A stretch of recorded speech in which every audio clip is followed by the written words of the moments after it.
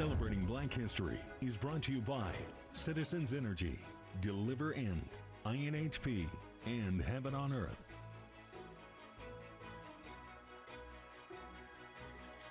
Good evening and welcome to Celebrating Black History. Right now we are at the Center for Black Literature and Culture here at the Indianapolis Public Library, and my, what a gem it is. I'm Alexis Rogers. Understanding the world that we live in really gives us a frame of reference, our identity, even our aspirations. Tonight we honor some of the African Americans who have helped shape our world and who are doing so currently by recognizing the Black men and women who work to make this world a better place for not only themselves, but their neighbors. They are using keys from the past to unlock doors to the future. First, we introduced you to Lamar Holliday, a first-time homeowner who moved into the historic Kennedy King neighborhood and discovered that home only begins at the front door.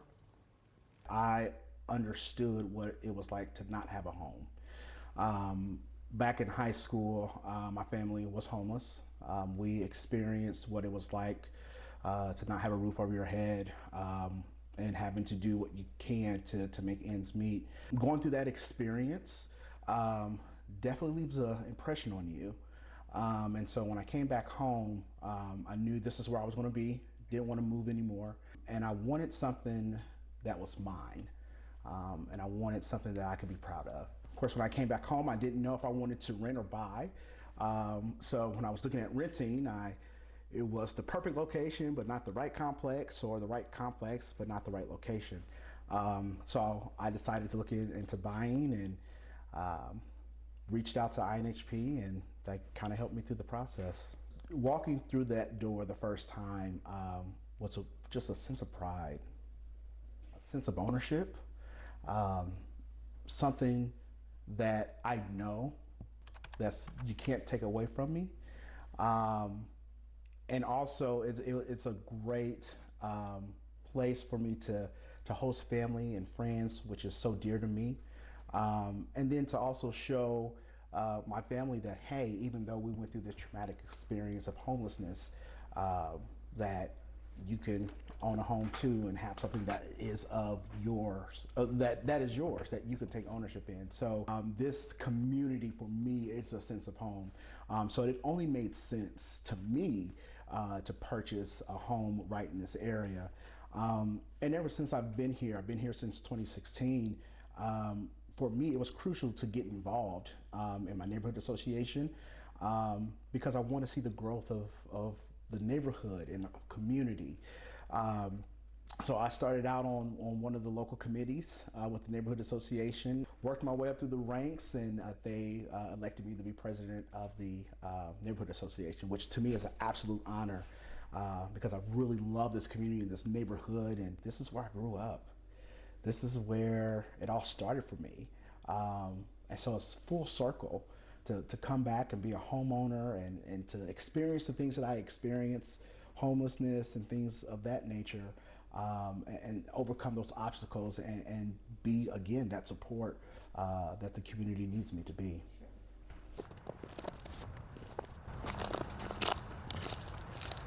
For me personally, it's the historic nature of this park.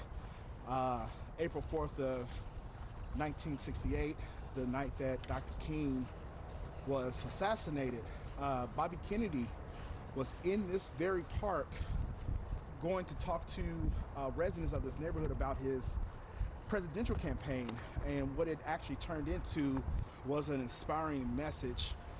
Such a traumatic experience, and that speech that happened right here in this park brought so much calm to the city of Indianapolis when there was riots and violence across the country because of the assassination of Dr. King. So for me, it's the historic nature of this neighborhood, and part of the theme of this neighborhood and of this park and monument is still we reach.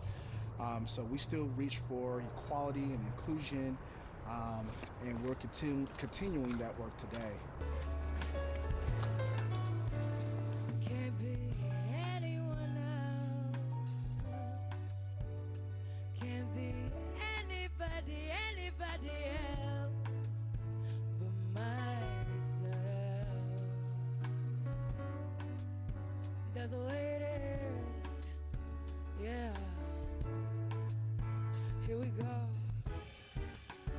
That's the way it is. Anybody else? Celebrating Black History is brought to you by Citizens Energy, Deliver End, INHP, and Heaven on Earth.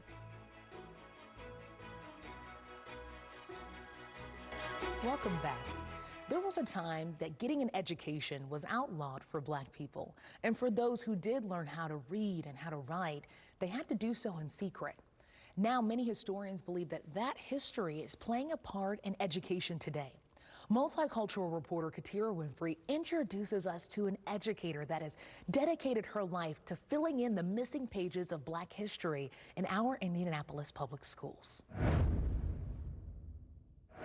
Historians say during slavery, educating Black people was part of the path to liberation, and education advocates say limited expectations, negative assumptions, and stereotypes of Black students often have roots that stretch back to slavery and segregation. And although there's been a lot of progress, there's still work to do. For generations, the nation's racial dividing line was thick, not just in daily life, but also in education. Patricia PAYNE grew up with predominantly Black teachers. I have nothing but beautiful memories of my childhood and my school experiences. Years after the Brown versus Board of Education mandated the integration of schools, PAYNE had her first white teacher after enrolling in Shortridge High School, where Black teachers weren't allowed to teach. It was a good education, it just wasn't the same because we were a few of the Black students who were there. Lasana Kasembi is an Africana Studies professor at IUPUI. He says school integration came with possibly unintended consequences. It created a purge as countless Black educators and administrators were pushed out. When you see this, the hollowing out of that large of a technical class with all that expertise and all that experience now, replaced with who? Younger, whiter people who do not live in the community, who have no cultural connection to the people, and who have no cultural context of the young people that they're sitting in front of every day. PAYNE started teaching at IPS in 1962. Immediately, she knew work needed to be done. But the first thing I noticed was that even though my whole classroom was Black, none of the textbooks, none of the curriculum reflected that. She eventually helped create a Black history curriculum guide in the 70s, and to this day continues to dedicate her life to education. So what we call Africana Studies or Black Studies, all that is the missing pages of world history. Kasembi agrees, saying you'd always find slavery in the history books, but the deeper history wasn't there, and to some degree is still missing even today. Last summer, the IPS school board voted to approve the racial equity policy, which in part aims to reduce racism and cultural bias. PAYNE serves as its director. What is beauty? Is it the color of your skin? Is it the clothes you wear? Or is it the light that is within?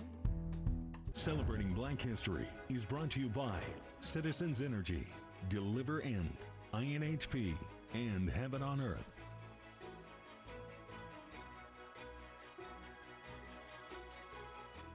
We recently visited Nick Turner, the founder and CEO of Deliver End. His mission is to provide a safer and more convenient way to connect buyers and sellers and deliver their products. Now, his passion and vision for his community goes far beyond that. I mean, the community is everything to every organization, especially at their starting stage. They really determine like your success in a way.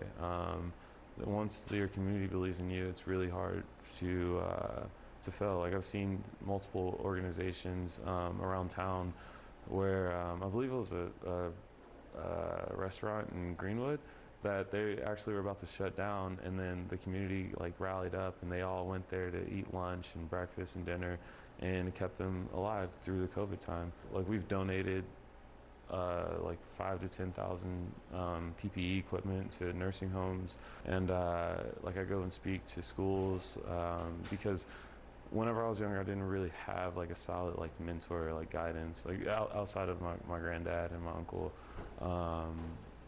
Like anything else outside of that, it was just no one to really look up to. So I really want to make sure that like as we continue to grow and scale, like the community knows that like there's people like out there like similar to me that can be someone that you can look up to. It's just investing more into the community is just like they invested in me. My mom was a single parent with 6 kids, so there was a lot of struggles that we overcame, but she was super strong, resilient, and invested in our like spirit. And we like used to do like yoga together, everything, meditate, and she really honed in on like our mental state and making sure that we were solid in that front. So whenever I was in high school, I like honed in on sports and academics. So I got a full ride to IU academically, and then also for athletics as well, for football, and graduated in 2014. And from there,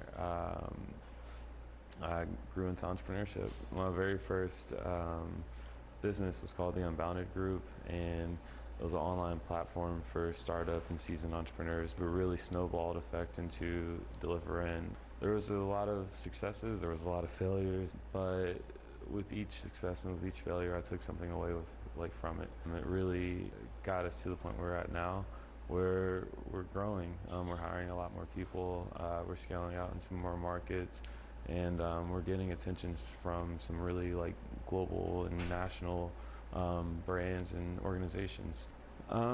It feels really good.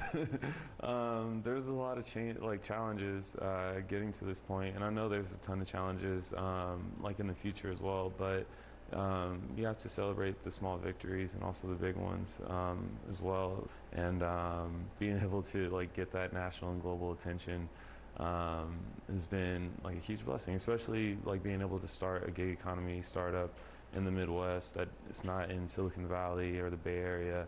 It really shines some light on how big the tech community is growing in the Midwest, and how much of an impact that we're going to have in this economy and in this industry from today moving forward. I can't believe yeah, I'm supposed to be here right now, right here. Will everybody in the house know? Yeah, I'm supposed to be. You supposed to be. We supposed to be. Celebrating Black History is brought to you by Citizens Energy, Deliver End, INHP, and Heaven on Earth.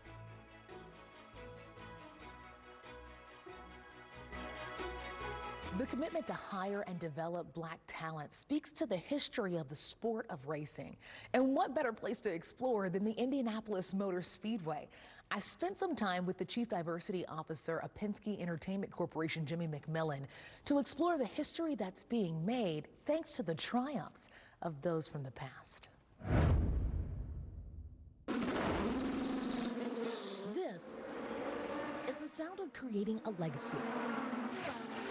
Real change requires an understanding of the past. We believe that the sport needs diversity and that people need opportunity. And the future. And in around about July, our CEO, Mark Miles, talked to our owner, Roger Penske, about what we could do to get better. And we all collaborated together to come up with our Race for Equality and Change.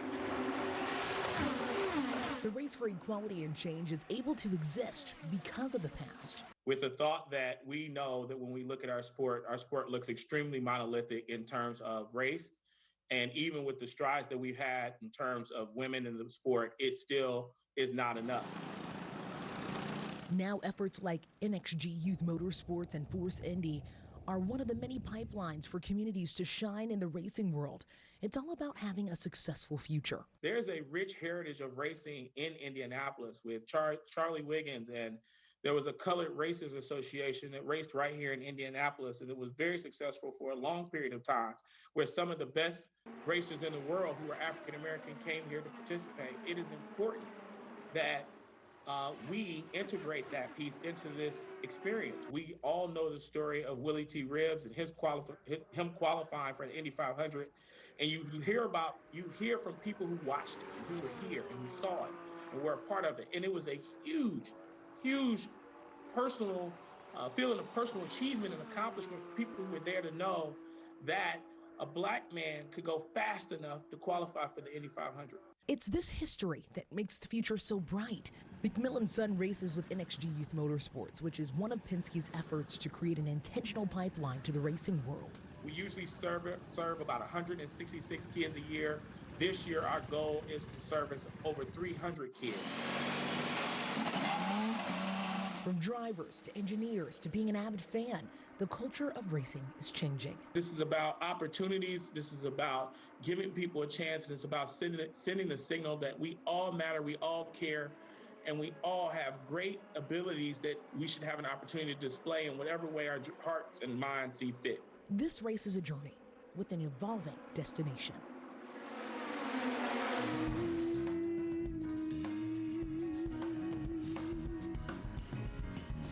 In the brain, it's been the same. It's a little things, just a little change. The gifted brains get a change. It's the little things, just a little change. Celebrating Black History is brought to you by Citizens Energy, Deliver End, INHP, and Heaven on Earth.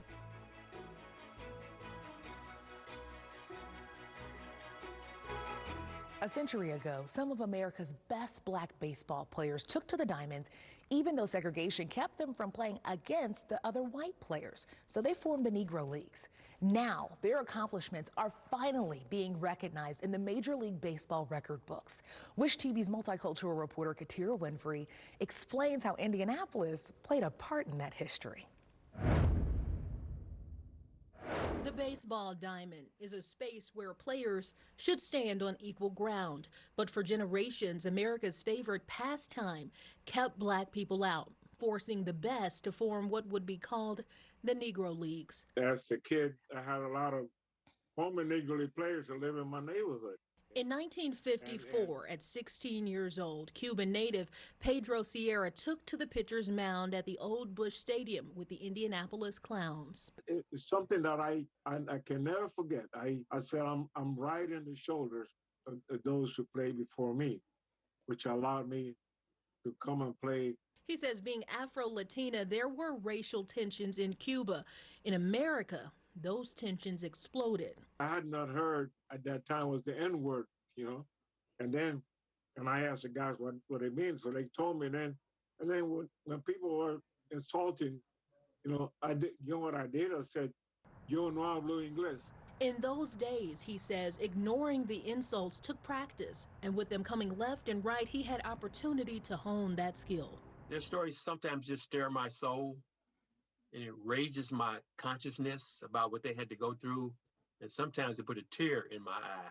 Larry Lester is an author and Negro League historian. He's been collecting Negro League records for 50 years. He says when it comes to skill, the Black players and white players stood equal. It was the color of the Black player's skin that limited them. Satchel Paige struck out about one batter per inning.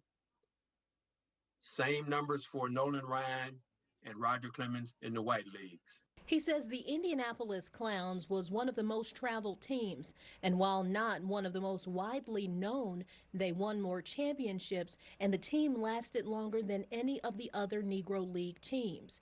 Sierra is one of the few still around, able to share the story. In my opinion, it's the most important chapter in the history of baseball. I am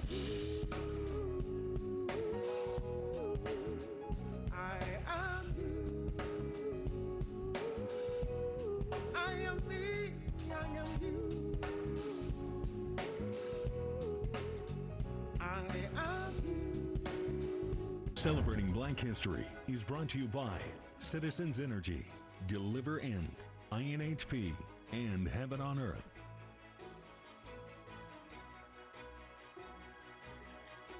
You know, know, for years, a big part of Black History Month here in Indianapolis is the Art and Soul Festival.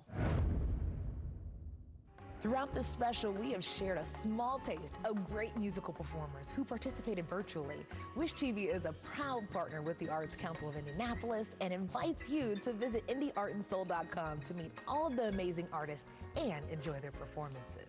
For all of us at Wish TV, I'm Alexis Rogers. Thank you so much for joining us.